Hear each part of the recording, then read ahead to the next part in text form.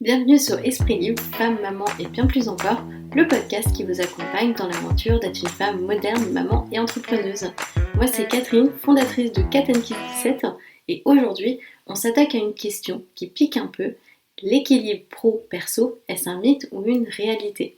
C'est le sujet dont on parle à chaque pause café ou apéro entre copines. Comment tout gérer sans perdre la tête? Spoiler alert, ce n'est pas une recette magique, mais il y a des pistes pour trouver son équilibre. Alors on va décortiquer tout ça ensemble avec des astuces, des exemples concrets et surtout beaucoup de bienveillance. Aujourd'hui, je vais vous demander de travailler un petit peu et de prendre un papier et un crayon avec vous. On va commencer par un petit coup de marteau sur cette idée d'équilibre parfait. Vous savez, cette image où tout est sous contrôle, la maison est rangée, le travail est bouclé et tout le monde est heureux. Spoiler alerte, ça n'existe pas et c'est ok.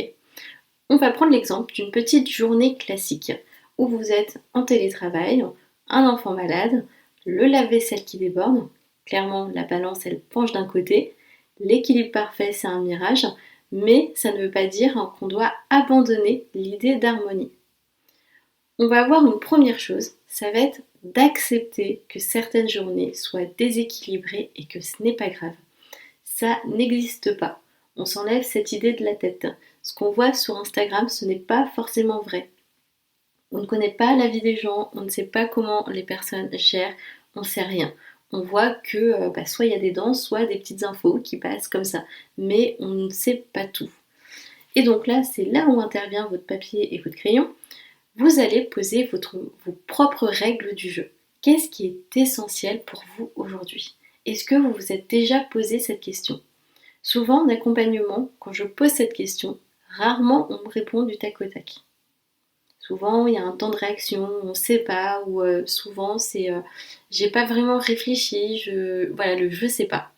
Et par là, ce que je vais vous demander, et ce qui est génial, c'est que nous sommes en début d'année. Donc à partir de là, c'est le moment de prendre des bonnes résolutions. Donc vous allez noter cette question.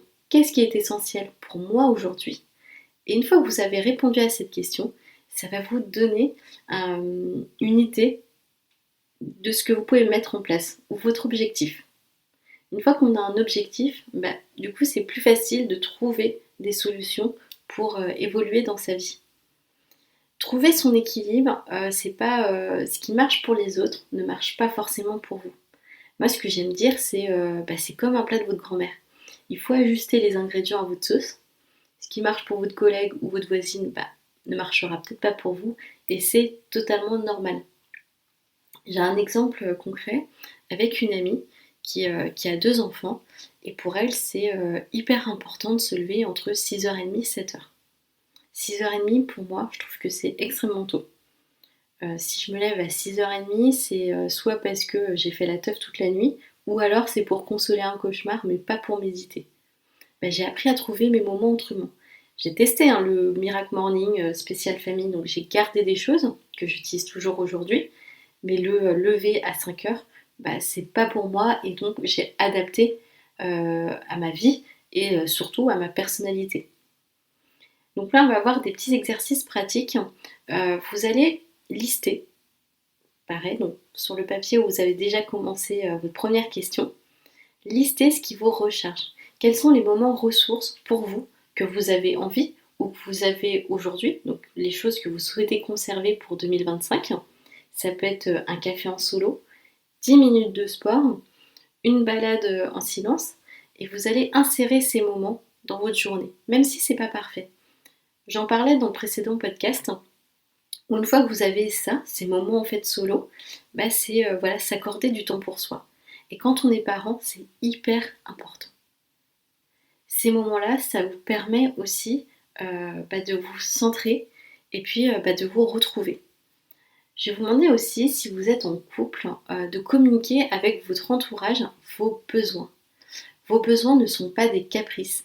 Les moments ressources, c'est pour tout le monde, qu'on soit homme ou femme, c'est pour tout le monde. Tout le monde a besoin de ces moments ressources. Donc communiquez-les, voyez comment vous pouvez les mettre en place, comment les organiser, et c'est ce qui va vous permettre aussi d'évoluer à votre manière et d'avancer dans votre vie. Et une chose importante, on va passer sur le lâcher prise. l'art de dire non, le fameux non. Je suis sûre que certains d'entre vous, c'est un problème. Ça l'a été pour moi et même encore aujourd'hui. J'ai toujours un peu de mal à dire non. Mais le fameux non, c'est un mot qui est si simple mais compliqué à dire. Et surtout, j'ai trouvé, surtout quand on est maman ou alors qu'on a cette envie de bien faire partout, tout le temps et pour tout le monde. Récemment, j'ai dit non à une personne pour la déposer à La Rochelle. Je me suis dit, voilà, ça me dérangeait vraiment parce que j'avais organisé ma journée et en plus, donc j'ai été prévenue tard et je devais aller chercher ma fille. Donc ça voulait dire que je devais trouver une solution pour aller chercher ma fille, sachant que le papa n'était pas dispo. Voilà, du coup j'ai dit non, j'ai un peu culpabilisé et puis je me suis dit, voilà, le monde ne s'est pas écroulé.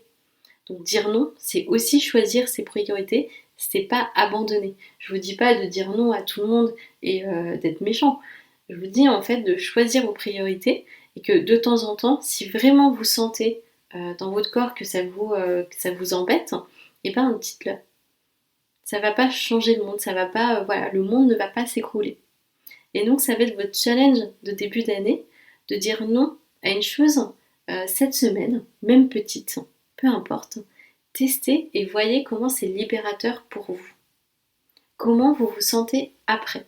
N'hésitez pas à noter sur un carnet aussi ce moment où au final vous allez vous dire j'ai dit non mais au moins j'ai pas fait quelque chose qui me mettait mal. Et donc ça aussi c'est important. C'est difficile mais c'est important de le faire et dire non, je vous le rappelle, c'est choisir ses priorités, c'est pas abandonner les autres. Maintenant qu'on a fait ça, vous avez tout noté, que vous avez envie voilà, d'évoluer, on va passer aux outils. Parce que voilà, vous avez accepté que l'équilibre parfait n'existe pas. Mais il faut quand même s'organiser un minimum. Quand on a des enfants, il faut avoir une structure. Mais la structure, elle est bien aussi pour vous. Professionnellement, quand vous êtes structuré, votre boîte, elle va avancer. Vous aurez une motivation, vous serez enjouée, vous serez joyeuse. Et donc là, je vais vous suggérer des outils. En premier lieu, et c'est mon cas, j'ai un compagnon qui est également auto-entrepreneur. Je vous invite à utiliser un agenda partagé avec votre famille pour synchroniser vos plannings. Souvent, dans les couples en accompagnement, il y en a un des deux qui me dit ouais, mais j'ai l'impression que ces projets passent avant et les miens après. Peu importe si c'est la maman ou le papa, peu importe. Souvent, il y a ce sentiment d'un côté.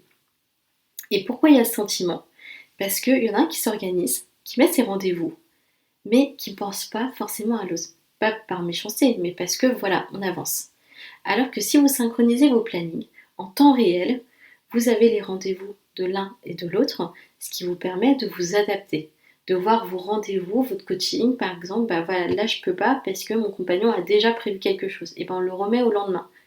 Et donc ça va être déjà pour vous beaucoup plus simple, vous allez trouver une structure et aussi vous allez éviter les disputes avec la personne avec qui vous vivez. Je vais vous suggérer aussi de pratiquer 5 minutes de respiration consciente par jour. Même si c'est dans votre voiture avant d'aller chercher les enfants, on n'est pas obligé de se lever à 5 heures du matin pour méditer, on n'est pas obligé d'être d'être comme les Instagrammeuses en méditation, non. Vous faites de la méditation ou respiration consciente quand vous voulez et quand vous êtes disponible, quand ça vous convient à vous. Ensuite, on va fixer des limites claires entre le pro et le perso. Comme éteindre vos notifications pro après 18h.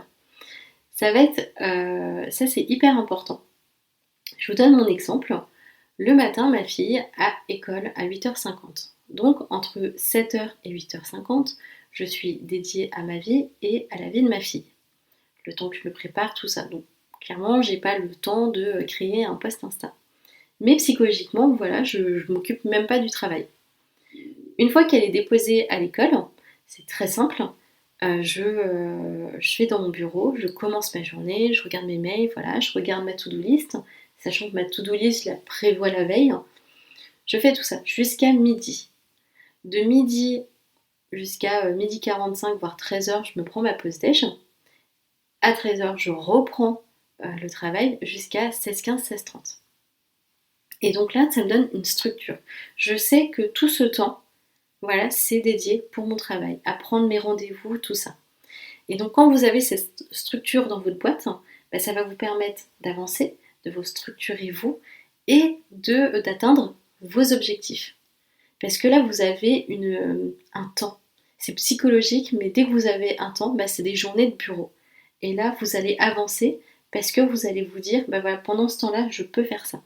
C'est hyper important. Testez et vous allez voir comment, de votre côté, votre boîte va avancer. Pour finir, est-ce que c'est un mythe ou une réalité, cet équilibre pro-perso? La réponse, elle est quelque part au milieu. Ce n'est pas une ligne droite, mais un chemin plein de virages. Et c'est ça qui le rend intéressant. Trouvez ce qui marche pour vous, ajustez au fil des jours et surtout, et c'est le plus important, soyez indulgente avec vous-même. Si cet épisode vous a parlé, pensez à le partager. Suivez-moi sur KatandKids17 pour plus de contenu positif et inspirant. Et rappelez-vous, chaque petit pas compte. Vous êtes une femme, une maman et bien plus encore. Prenez soin de vous et à très bientôt pour le prochain épisode d'Esprit Libre.